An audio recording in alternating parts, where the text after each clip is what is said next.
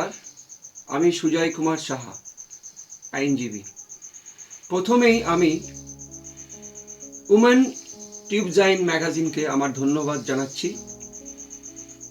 আমাকে ট্যাক্স সংক্রান্ত বিষয়ে বিভিন্ন যারা প্রফেশনাল লোক, যাদের গাড়ির ব্যবসা আছে এবং যারা এস্টিমেটেড ট্যাক্স ক্যালকুলেশনের মাধ্যমে ইনকাম ট্যাক্স আইনে বিভিন্ন ছোট ছোট ব্যবসায়ী তাদের কিভাবে সহজে বিভিন্ন খাতাপত্র না রেখেও আইন মাফিক তারা ইনকাম ট্যাক্স প্রদান করতে পারেন, এই ব্যাপারে আজকে আমি কিছু বলতে চাইছি। আজকের topics estimated incomes on income tax act.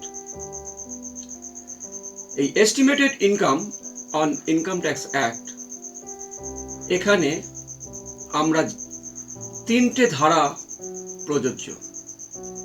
44 AD ছোট ছোট ব্যবসায়ী যারা রিটেল ব্যবসা করেন তাদের অ্যাপ্লিকেবল।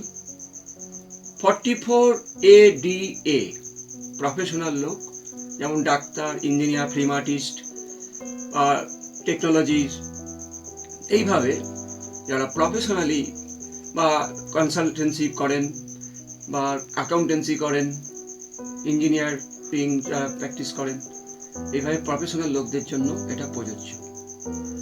আর 44 AE এটা হচ্ছে যারা গাড়ির ব্যবসা করেন, ট্রাক ওনার, তাদের ক্ষেত্রে প্রযোজ্য।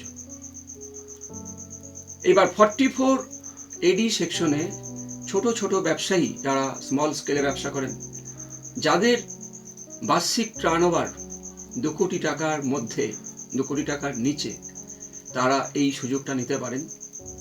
এই সুযোগের মাধ্যমে তাদের 8% প্রফিট দেখাতে হবে টোটাল টার্নওভার যা আসছে। আর যদি তারা টোটাল টার্নওভার বা বিজনেস সেল থ্রু ব্যাংক বা চেকের মাধ্যমে করেন, তাহলে টার্নওভারের উপরে 6% প্রফিট দেখিয়েও তিনি ইনকাম ট্যাক্স ফাইল করতে পারেন। এক্ষেত্রে তাদের খাতাপত্র অ্যাকাউন্টস না রাখলেও।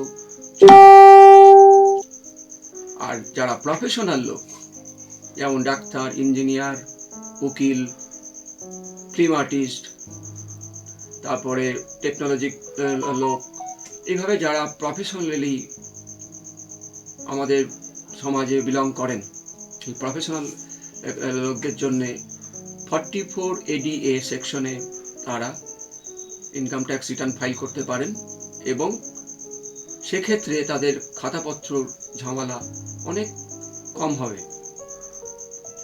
এক্ষেত্রে হচ্ছে আমরা যা টোটাল গ্রস রিসিপ্ট পাবো তার 50% আমাকে ইনকাম হিসেবে দেখাতে হবে, ইনকাম ট্যাক্সকে শো করতে হবে এবং খাতাপত্র ঝামেলা থেকে আমরা রেহাই পেতে পারি।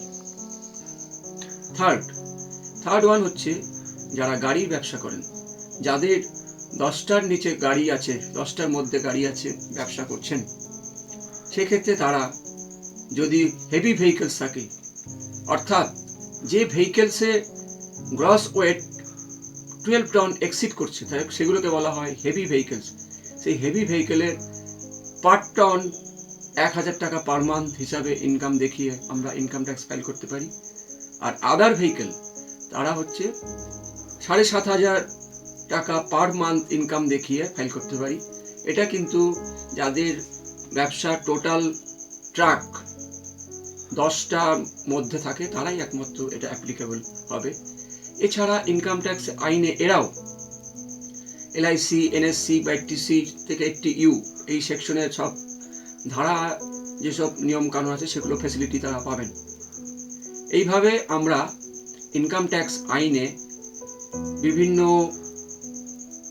ধারার মাধ্যমে ইনকাম ট্যাক্স ফাইল করে নিজেদের ইনকামটাকে সুরক্ষিত রাখতে পারি কোনো ঝুটঝঞ্ঝাট ছাড়াই।